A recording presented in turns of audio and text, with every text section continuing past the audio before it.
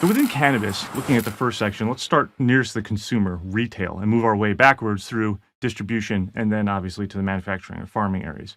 Retail is going to be looking at point of sale systems. They're going to look at regular traditional infrastructure, kind of like your corporate front end, right? Maybe they have some other offices, login systems, things like that.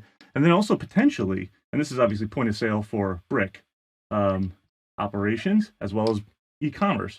But then you have your obvious e-com platforms that you have to consider. So when you're looking at retail and what they have to look at, if I'm the CISO walking into and looking at the retail operation of a cannabis dispensary, right? I'm going to want to make sure that my point of sale systems are secure. Am I using a third party? Ideally, I am. Now I'm outsourcing that. What does the security and application security of that third party look like?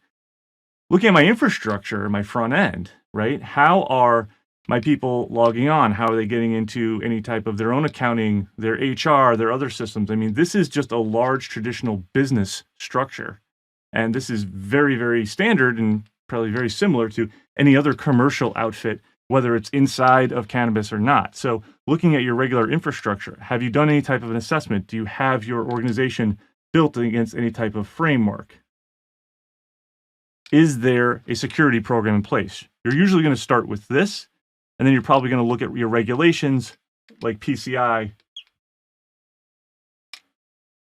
And many, I don't know, if you have some ones around privacy, maybe because of local or state regulations that are brought on by the laws that are allowing for recreational cannabis, this could be an area to look at as well. Then obviously you have your e-commerce front end. If you're selling online or allowing anything to be online, that I'm going to look at your application security and really dig into what is that platform.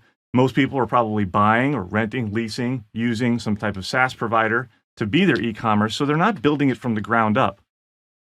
Either way, you still want to be looking at the application security and the infrastructure security of what that e-commerce platform is and who that provider is. So again, if I'm a CISO and I'm looking at establishing a program for a retail operation, my kind of baseline is obviously PCI. That is a regulatory requirement. We want to start there. On top of that, we want to build our framework, if it's NIST or something else, against what the infrastructure, the traditional corporate environment is. And then we, last want to be, or maybe in parallel, really looking at the application security and the point of sale security of what's going on in that operation. Can't, of course, discount the things that fall into this space here in your infrastructure. There's your training, there's your governance, and all of that.